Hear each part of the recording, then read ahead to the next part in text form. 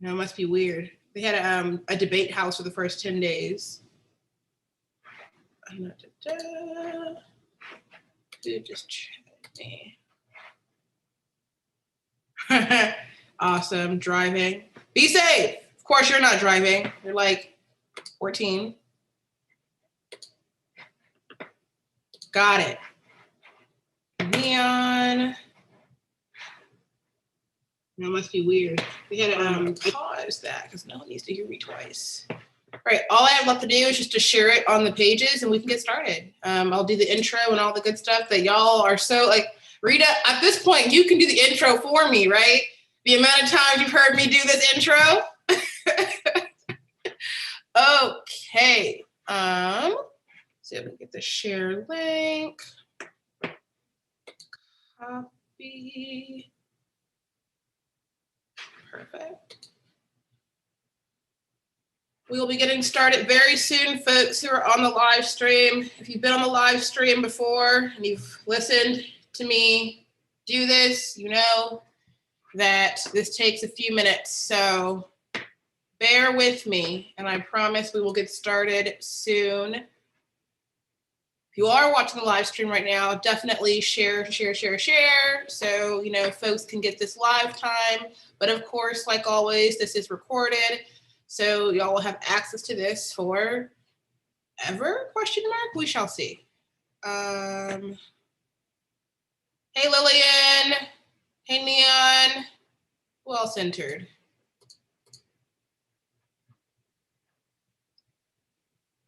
I already said hi. Skylar already said hi too. So no hi back, or are you gonna text me hi? Okay, I guess that counts.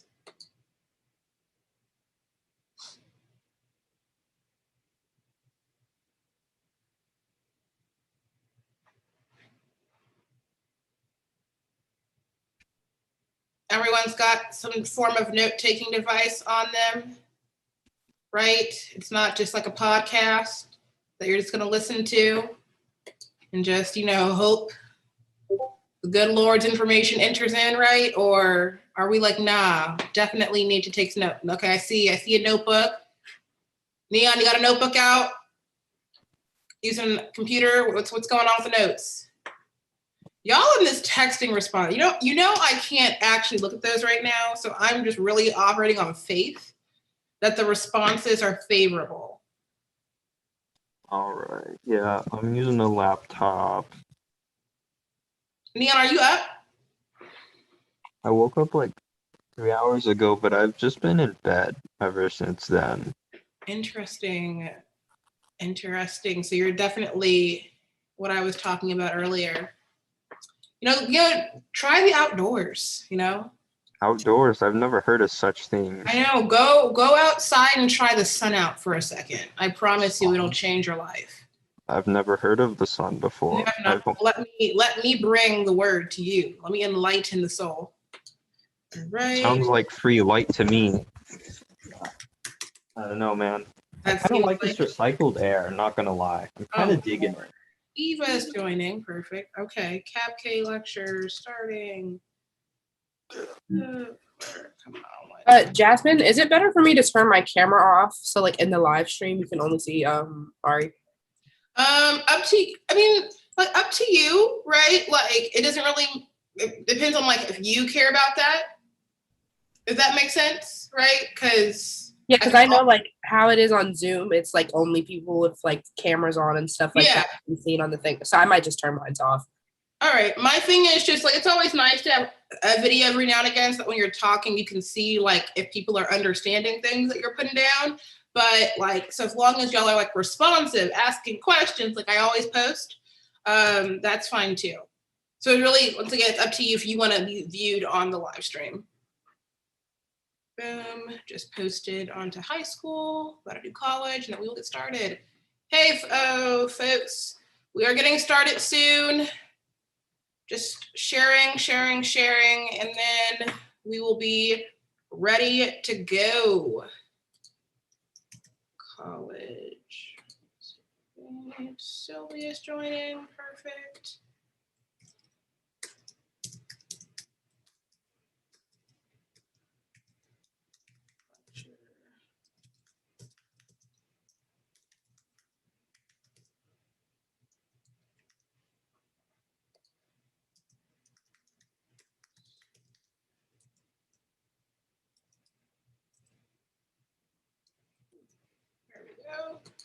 Post it on college. Perfect. Awesome. I think that, and I'll do my page when I'm done. Introing. Awesome. Okay. Hello, everybody. Welcome back to, I laugh at this because at this point, y'all have heard this spiel, but welcome back to another workshop lecture hosted by Debate Boutique.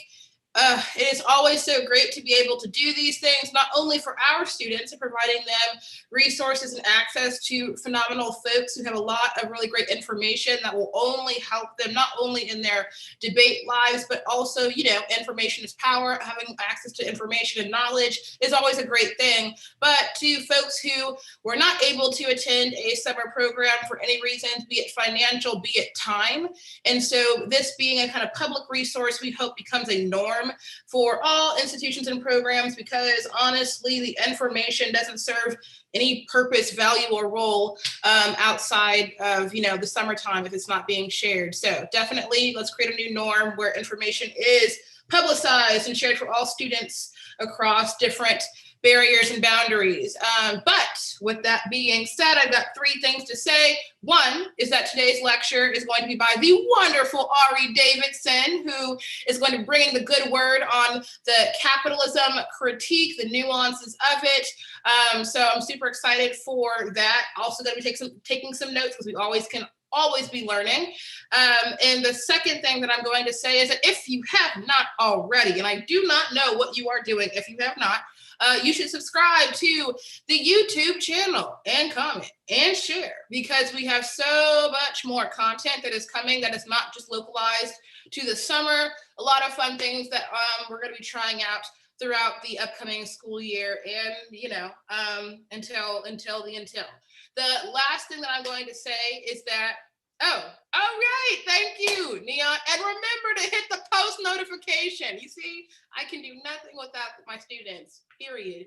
But the third thing is that August 15th, we are launching new fall services. So if you're not following us on Instagram, Facebook, Twitter, TikTok, smash the like button, hit that thumbs up. See, you're in a Gen Z space when they know all the terms. But we're launching all new services for the fall coaching year. It's going to be expansive, so make sure that you are following us on one, if not multiple, of our platforms.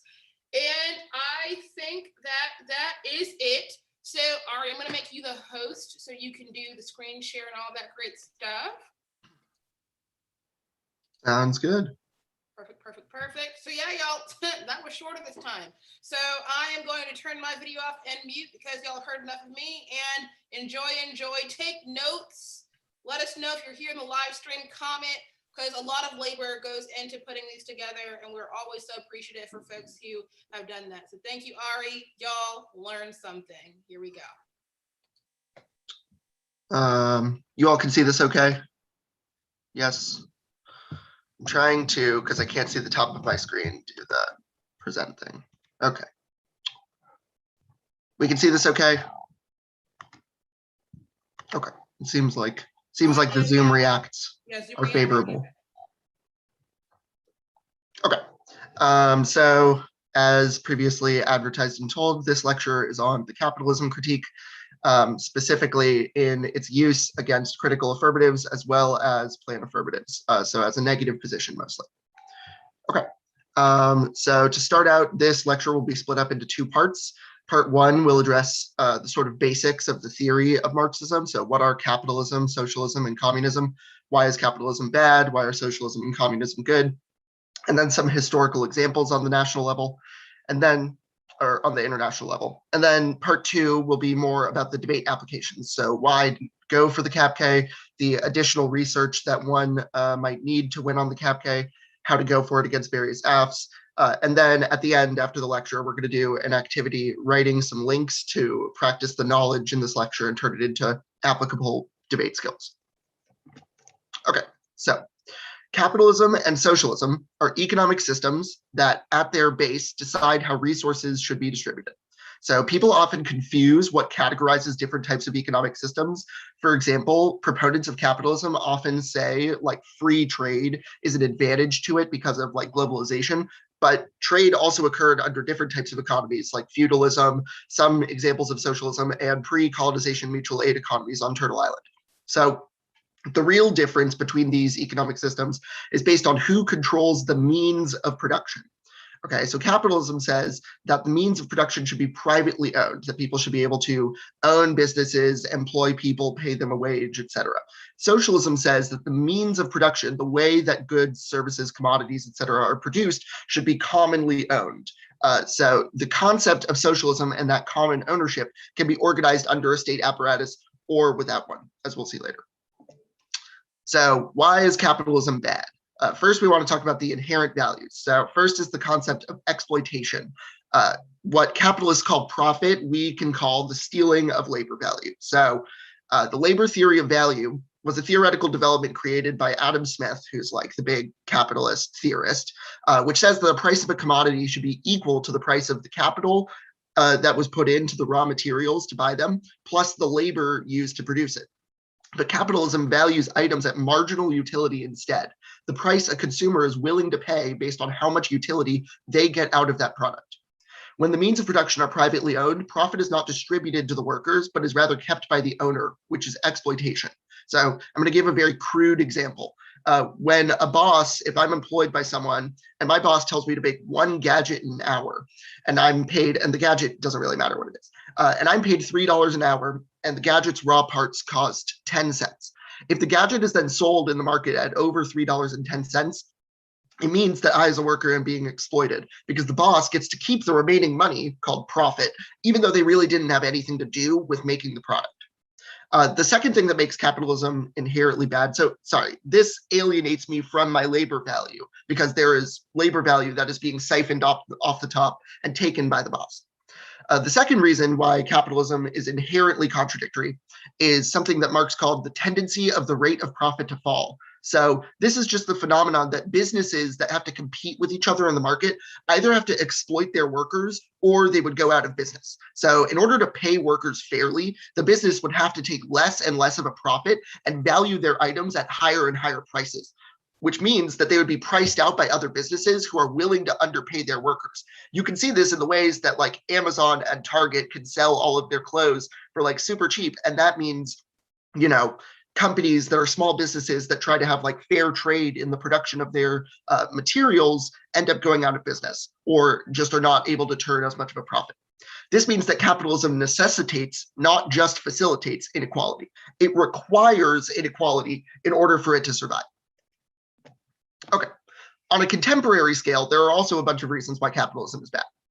First is that it relies on endless growth, but we live on a planet with finite resources. So according to most capitalist economists, we've already reached peak oil, peak coal, and peak metal will be reached within the end of this decade. And the rapid and ever-growing use of resources causes climate change and ecological disasters, as well as, you know, nations, imperialist nations having to have proxy wars in order to shore up those resources. Transitions to renewable energy, which is like often touted by capitalists of like green capitalism or a way to solve the problem of climate change under capitalism, those still rely on mining rare earth minerals that are in decline because the West has been plundering for years in nations in Latin America and Africa to build tech innovations like our new laptops and cell phones. Another reason why capitalism is bad can be summed up in just like a statement by Michael Parenti. Capitalism in one country does not exist.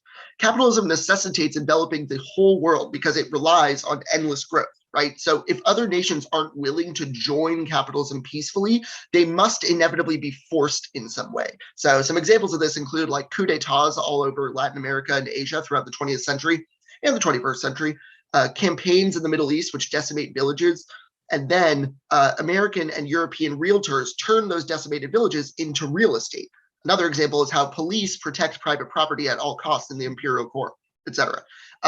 Jasmine, I apologize. Someone is trying to enter the waiting room. Should I admit them? Yes, probably just a student. Okay, cool. My bad. Okay. So to build off of that, once all physical land has been incorporated under capitalism, new sources of capital have to be created through finance economies. Because if the point of capitalism is to turn all raw materials, land, labor, etc., into productive capacities for the economy, then what happens when it runs out?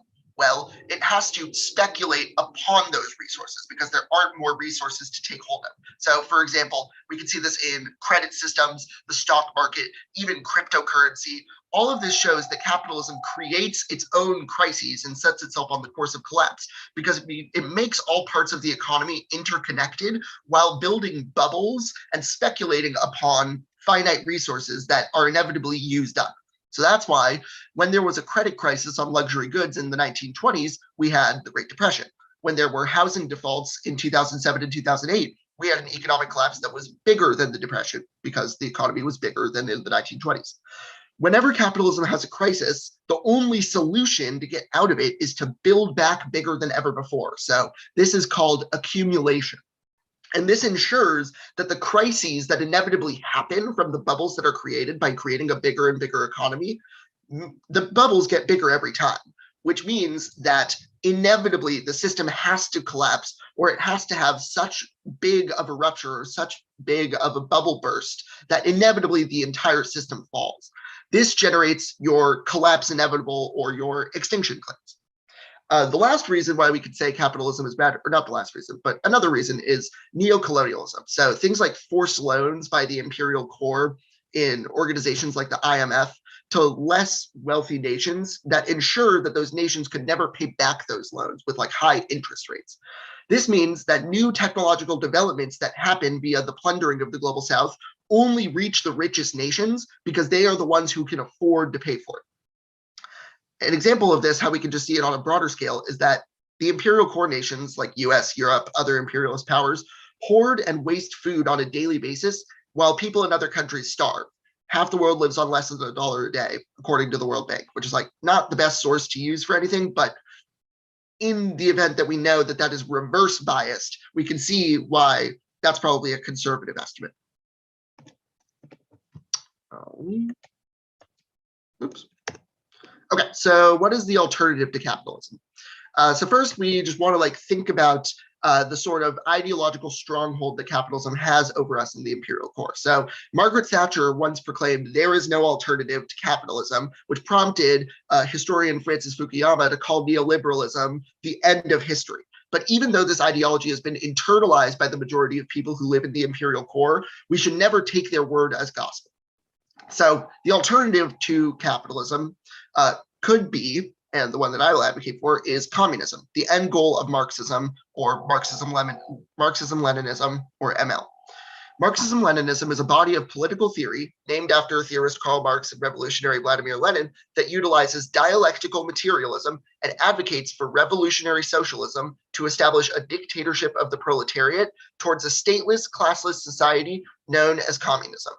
I'm going to repeat that because this is really important, and I'm going to go through each of the parts that are underlined here. So Marxism-Leninism is a body of political theory that utilizes dialectical materialism and advocates for revolutionary socialism to establish a dictatorship of the proletariat towards a stateless, classless society known as communism. Now, communism, the final stage, has not really been documented as fully achieved since European colonization. However, socialism has been achieved many times, as we will see later. Okay, so I'm going to break down each of those parts. Dialectical materialism is the science of mapping history along the dialectic of class antagonism.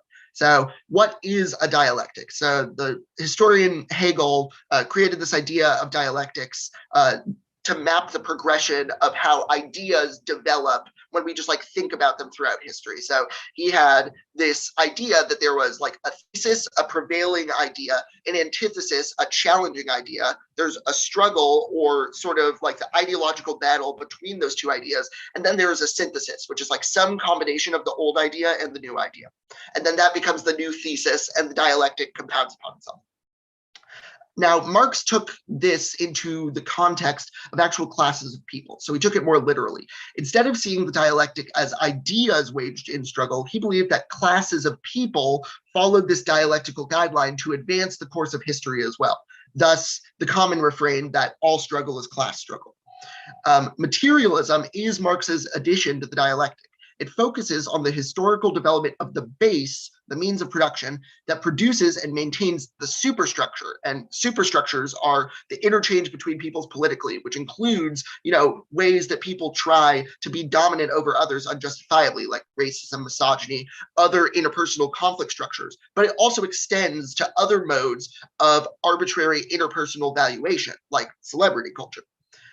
So the reason why dialectical materialism is a science is because it takes a set of ideological principles and then adapts them to material circumstances, like theorems adapted to different controlling variables. This is why communist and socialist revolutionary praxis looks very different in every country. The next terms were revolutionary socialism and dictatorship of the proletariat.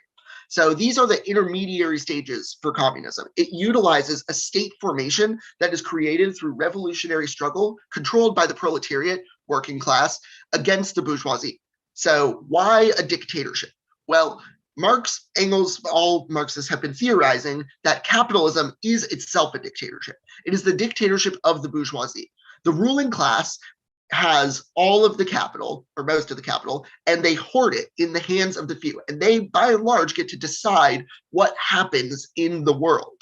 Okay, if that is not a dictatorship, I don't know what is. So Marx, Lenin, etc., theorized that in order to overturn the dictatorship of the bourgeoisie, there must be a dictatorship of the proletariat. There must be a seizure of power by the masses. In essence, the idea is that power never gives up anything without a fight. Without revolutionarily overturning the dictatorship of the bourgeoisie, it will be allowed to continue. Okay. So why do socialism and communism solve the harms of capitalism? Well, capitalism is only focused on profit, which means it ignores the problems that it creates in the long term, like climate change, international austerity measures causing neocolonialism, and compounding economic crises. Which means that only a different economic system could fundamentally reshape the ways that we deal with resources in order to resolve those things. Common ownership of the means of production allows those who are the least well off to have the most say in how resources are distributed, which shifts the focus away from profit and towards well-being. In essence, if capitalism, the base, produces and maintains superstructures of racism, misogyny, etc., then the eradication of capitalism would necessitate the eradication of those superstructures. Now, this isn't saying that, like, if it is replaced with socialism, it automatically does those things. It just means that the transition to socialism offers a great opportunity to deconstruct those commonly internalized beliefs. This is not a reason why we should be class reductionists or say that, like, class over everything, but it is a reason why we should forefront interpersonal struggles in our praxis and analyze those struggles through a lens of capitalist divide and conquer strategies. So now for some examples of actually existing socialist states. So this can also be termed the hot takes portion of this lecture. Marxism as a historical science would never completely advocate for or against any actually existing socialist state. True Marxists recognize both the good and bad things these countries have done, while also paying attention to where the information comes from. So, for example, most anti-communist information is usually funded by capitalist governments or is in some way tied to those things. Okay, so I'm going to give a few examples. This is by no means exhaustive, but just for a few. So the biggest one is the Soviet Union. So the Bolshevik Revolution overthrew the Tsar in Russia under the leadership of Vladimir Lenin. Lenin wrote 2 books leading up to the revolution to build class consciousness. He wrote State and Revolution and What is to be Done. And it lasted until 1991 with Gorbachev. So the Soviet Union was a revolutionary state that was controlled by the people, but it eventually failed due to outside imperialist pressure, also known as the Cold War, that drew them into unnecessary proxy wars, as well as an information war that turned the Western world against them. So, for example, NATO being created in opposition to the Warsaw Pact, CIA espionage that collaborated with former Nazis in Operation Paperclip, etc. The biggest thing that's ever brought up whenever we think of the Soviet Union is Stalin. So actually his written theory arguably advanced the cause of the Soviets and Marxism-Leninism more than any other, maybe except Lenin. He also led the Red Army to victory in World War II. He's the primary reason why the Nazis lost, but he also had a lot of bad policies that are often cited as some of the many reasons for the Soviet Union's eventual downfall. So, for example, mismanagement of resources leading to famines, overusing gulags and unrightfully targeting queer people, etc. So the moral of the story from this is that it's very hard to make socialism work well in one country, especially when pressured from the outside through both direct military conflict and economic or ideological warfare. But it still had a lot of successes. Another example is North Korea. It was established in 1945 after being colonized by Imperial Japan in 1910. Now, sometimes it's hard to claim that they've done anything good without being subjected to the classic, like, they fudged the numbers line, but they do boast a 100% literacy rate, single digits COVID cases, and they've developed a nuclear weapon, which is explicitly made for the sole purpose of deterring the United States from regime change, even in the face of decades of US-led sanctions, making them basically only able to trade with neighboring countries. Another example is Cuba. So Fidel Castro and Che Guevara led a revolution against the US-backed fascist Fulgencio Batista, who rose to power via US-backed military coup. So the CIA has actually tried over 100 times to assassinate Castro, all of which failed due to the solidarity of the people with the government and willingness to fight back, which shows the strength of socialism in their ability to protect against imperialism. Since nationalizing all industry, Cuba also has almost a 100% literacy rate. They've created more HIV/AIDS treatment drugs than all other countries in the world combined, and they've led the fight against COVID-19, exporting their treatments to underdeveloped countries around the world. Another example is Chile, not today, but before. Salvador Allende was the first elected president of a Latin American country running as a socialist, and he led from 1970 to 1973, when he was then assassinated by the CIA.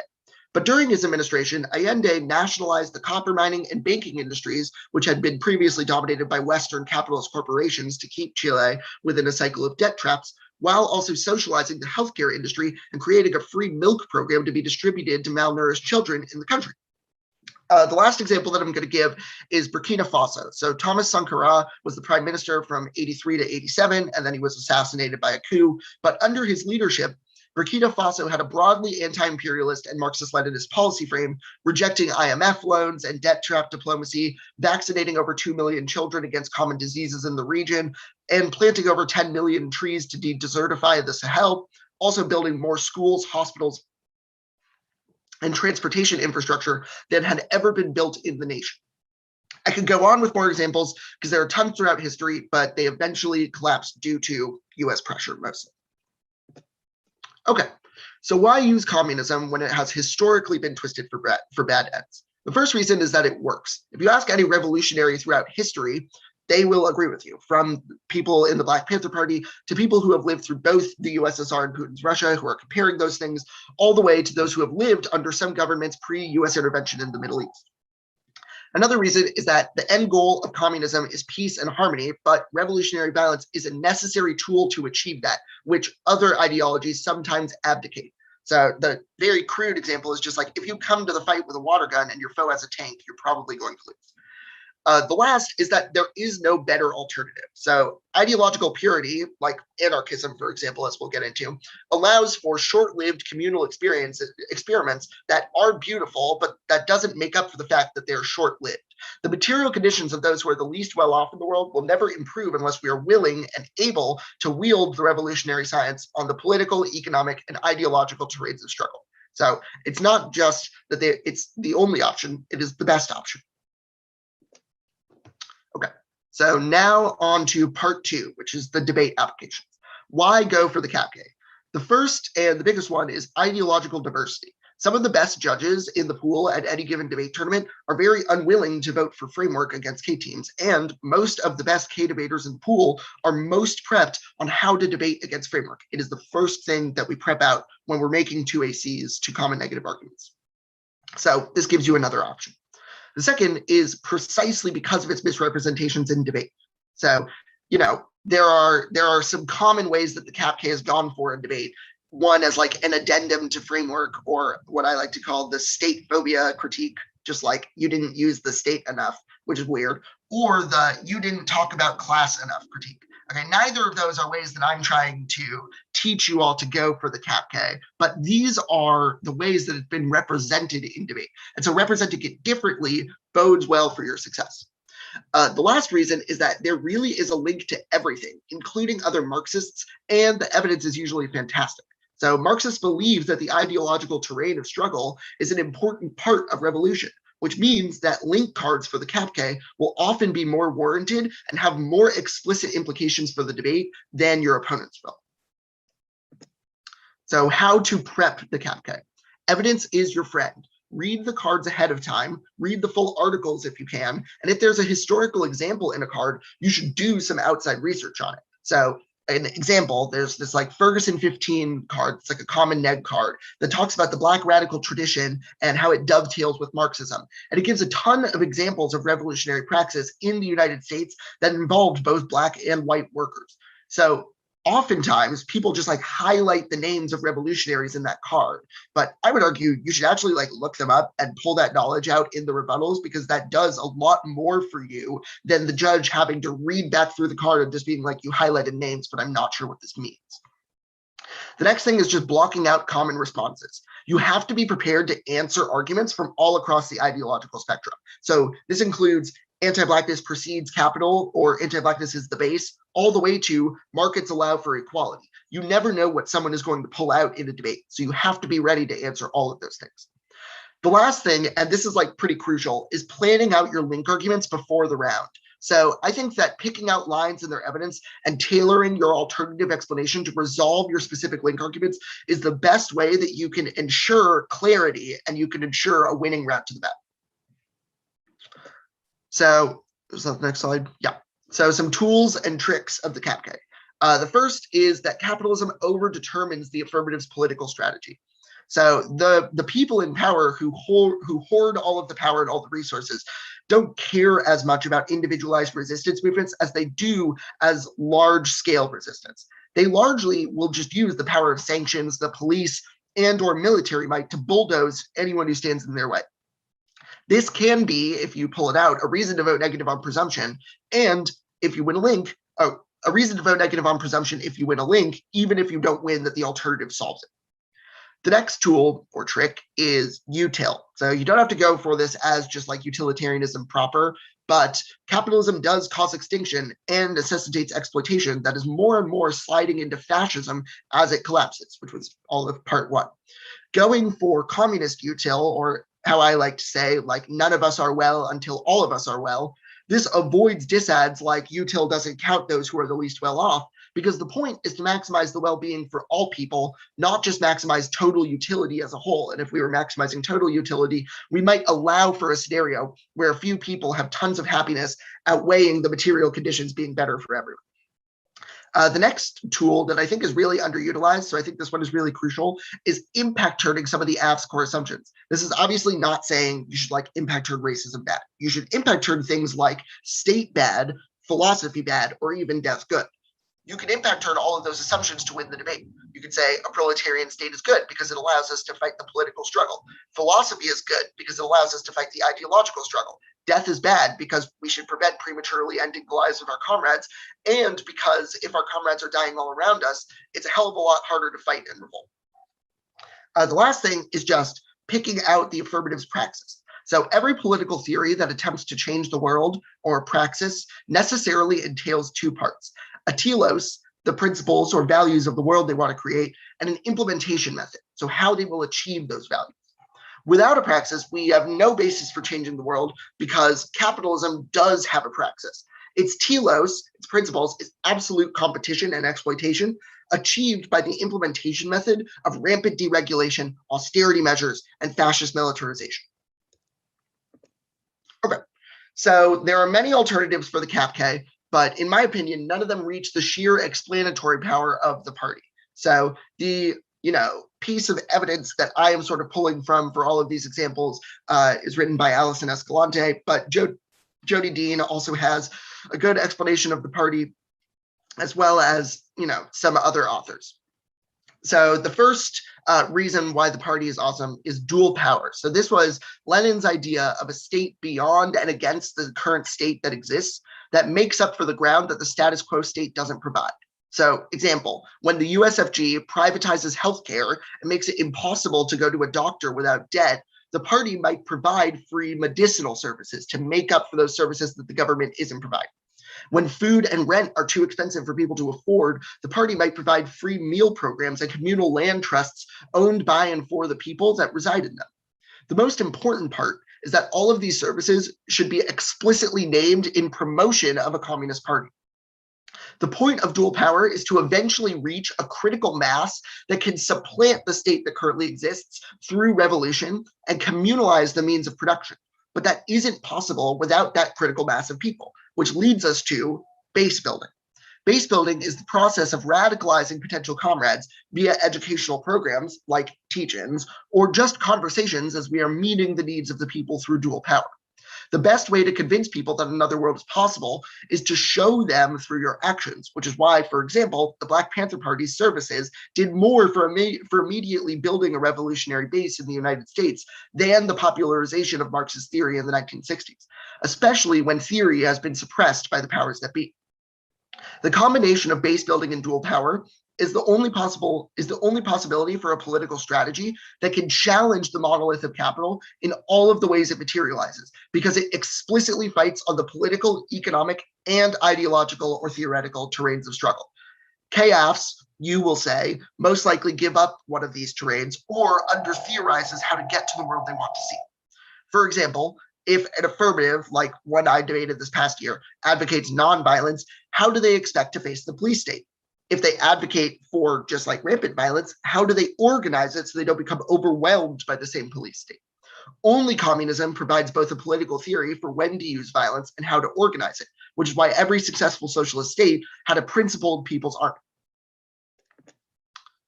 So another part of the party is democratic centralism. So this is the way that decisions are made as to what the party will do. So every member of the party gets to debate and dissent to activities and meetings, but the point of the party is that once a decision has been reached, everyone should follow it while the action is happening, even if they disagree with it for various reasons. This also is known as maintaining a party line. So democratic centralism avoids disads of authoritarianism via things like weighted voting. So, for example, if the action that we are taking directly concerns Black liberation, which all decisions on Turtle Island necessarily would, then a caucus for Black people's votes would be weighted more than white people's. Caucuses can be created and review boards as well based on organizational expertise. And accountability review boards can be created that hold members with chauvinistic tendencies accountable for their actions. So a common example that you may have heard is, Red Bloom, a Marxist organization in upstate New York, had a founding member with some tweets that had a lot of misogynoirs. They were called in by the organization to be held accountable. The organization decided after independent review that they needed to step down from their leading post and commit to reparations to the Black women that they had harmed. But that person refused to step down, so the organization eventually voted them out, and they are no longer a member of Red Bloom. So this proves that accountability measures through the party are possible to check chauvinistic tendencies. This also means that every link proves mutual exclusivity, because if you prove that the affirmative has capitalist tendencies or adopts individualist ideologies, then that cannot be included under the party line. The reason why the party is successful is because all members agree to follow what is agreed upon to a T and nothing outside of it, so as not to compromise revolutionary energy and opportunity. And this is all agreed upon beforehand. So making link arguments. There are multiple ways that you can make a link argument here. I suggest that you use several and collapse to two at most in your last speech.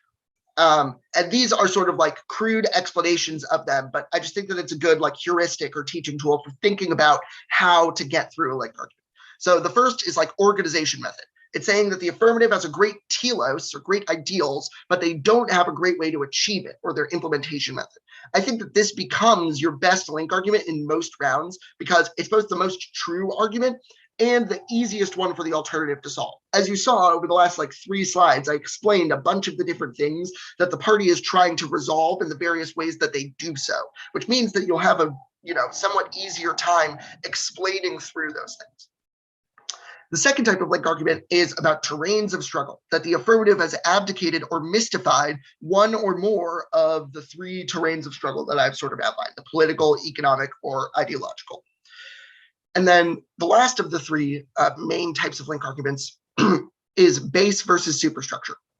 So it's like If the affirmative has chosen action items to attack superstructures, so, for very crude examples, this includes like speak truth to power protests, the Women's March, Occupy Wall Street, which went for the physical space of Wall Street, but inevitably left finance capital unscathed. If they're attacking those things rather than the base, this doesn't mean that the party wouldn't participate in any of those things. Communists should and do show up to them in solidarity, but it does mean that it shouldn't be the only or even the primary mode of struggle.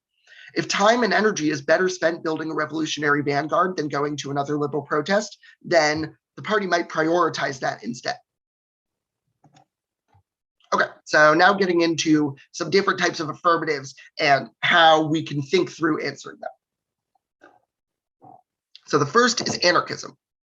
So what is anarchism?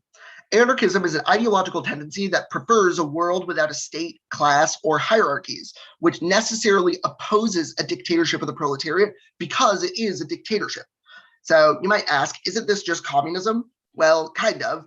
Anarchists believe that we can achieve the end goal of communism without the intermediary steps of creating revolutionary socialism and a dictatorship of the proletariat. Okay, but the reasons we would disagree with them, or the link module, would be the organizational method and mystifying the terrain of struggle. So on the organization method, we should remember that power concedes nothing without a fight, and that trying to achieve the end goal of communism without an intermediary period will never stand up to imperialist pressure. So every example they can give of anarchist success was either too small to matter to those in power, therefore not challenging the larger structure of capital, or didn't last more than a few years, which is a problem. The second link module can be about the terrain of struggle. They say they want no hierarchies, but it's broadly impossible in a world that is defined by hierarchies and in a subjectivity that is defined by internalizing hierarchies. Now, obviously, we should do, self and communal criticism to try and unlearn those things and deconstruct those tendencies, but we can't just assume that they all go away because we try to think about them differently. So, for example, how would the affirmative account for hierarchies as basic as hearing and sight privilege that allow able-bodied people to organize in a world dominated by written and spoken language? This reductionist example, obviously, is proving that some hierarchies are inevitable. So it's better to account for those and accommodate accordingly as a collective rather than assume they'll just go away because we said so. Okay, the next sort of type of affirmative that we can respond to is identity politics. So what is identity politics? It would be any type of politics that focuses the terrain of struggle on the superstructure instead of the base. So, for example, an affirmative that claims queerness is inherently subversive and therefore radical would be identity politics because they center the locus of struggle in deviant sexuality rather than the means of production that creates norms of sexuality that then mark queer people as deviant. However, AFs that claim a structural antagonism between Blackness and non-Blackness, for example, are not identity politics, but they can be responded to in a similar way depending on the specific theorizing of the affirmative. Afro-pessimism, for example, identifies anti-Blackness as the base, the means of production, when Marxists believe that it is racial capital that is the base, and the psychic effects of racism emerge as a superstructure. So the link module can focus on base versus superstructure and organization method. In these types of debates, they will probably have some game on the former, the base versus superstructure debate, but they might have less on the latter. The next sort of broader type of affirmative is postmodernism. So postmodernism is an ideological tendency that at its core has a fundamental skepticism of meta-narratives and sees the mutations of capital as new epochs of capital itself. So this can include the symbolic exchange theories of Baudrillard all the way to the control society theories of Duluth. The link module there should be organizational method and base versus superstructure. They'll have, in my opinion, close to nothing on how to organize because they'll be focused on killing the cop in our heads rather than in the streets. And every mutation of capital still relies on privatized means of production, which means that attacking the base would resolve that rather than trying to cut off individual heads of the hydra or the superstructures. Second to last, is CapK versus the CapKF. These can be some of my favorite debates when the other team claims to be Marxist and you get to just turn the case of your links. But when can we say that the affirmative is fake Marxist? If they have decided to attack a superstructure of capital, usually focusing on neoliberalism or austerity measures rather than the base. Another example is if they have abdicated the responsibility of creating a dictatorship of the proletariat. So we already talked about anarchism, but there are lots of advocates of anarchism that center their critique of hierarchy in a critique of capital. Hey, Ari, question. Yeah. Can you distinguish that? So like superstructure of capitalism versus like the base? So the base is the means of production. So how, resources are distributed based on who owns the way that those products, commodities, resources, etc., are produced. Superstructures are the sort of, conflicts that arise as a result of those things, or the ways that we internalize that maldistribution of those resources. And then those compound upon themselves into chauvinistic tendencies that we all have in the world to a certain extent, because we internalize the material conditions of the world and then reproduce them in our interpersonal interactions. Did that answer your question? That was perfect. That was perfect. Yeah, thank you. For sure. Okay. Another way that we could attack a CAP-KF is if they have misread history according to dialectical materialism, thus mystifying the ideological terrain of struggle. Now, the CAP-K against a CAP-KF is pretty easy to collapse to in the 2NR because every link argument is an automatic turned case argument, and you don't need to argue why your external impact matters because it'll broadly be the same. But the most important part of these debates is handling the permutation. So we can make theory arguments on why they don't get one. Like, I wrote this up quickly, but like ideological purity is good. The Ass analysis makes it less likely we come to the right conclusions, and including them in our dissent processes risks movement failure. Or explain why Marxism v. Marxism debates require preserving some measure of competition because you're modeling the debates you'd have in organizing meetings before going out in the streets. If you're deciding on two so-called Marxist strategies, the party can't physically do both of them at the same time. And obviously, if the affirmative says that they are against the party, then you can say they are definitely not for Marxism. The last example is the CAP-K versus a policy act. So remember that just because you are advocating for a state doesn't mean that the state that currently exists is good. In fact, communists agree and believe that the United States federal government, for example, is a settler colonial government that thrives on the historical dispossession of Black people through chattel slavery and its afterlives. So it is unethical and irredeemable. So yes, you get to make those arguments. They're both good arguments and true, and you should utilize them to your advantage. Now, the next reason why the CAP-K is good against policy Fs is that you could say that it overdetermines the affirmative's impacts through the myriad of ways that capitalism causes extinction. So no matter how hard the AF tries to seem progressive, the compounding crises of capital and its devolution into fascism will always overdetermine the progressive direction of the affirmative. Here we can remember the tendency of the rate of profit to fall and how that creates inevitable crises, contradictions, and bubbles for capitalism. The last reason why the CAP-K is good against the policy F is that the alternative usually solves the F. Whatever they want to achieve with the government that exists, you should always insist that we can and should achieve those things with a government of the people, i.e. dual power. Now, obviously, this doesn't apply if the affirmative is like straight up capitalism good. You don't want to say you solve for capitalism good. But the harms that they are trying to solve for, poverty, food distribution, or war, whatever other terminal impacts they are giving, you should insist that you can resolve those things through dual power. The debate then would center on where we put our political energies as agents in society. Should we spend our time pressuring the white supremacist capitalist government into giving up some small slivers of hope? Or should we make the world we want to see ourselves? We probably can't do both without getting burnt out. So I personally am on the side of the latter. Okay, some wrap up and two frequently asked questions. Isn't Marxism dominated by white theorists and white people?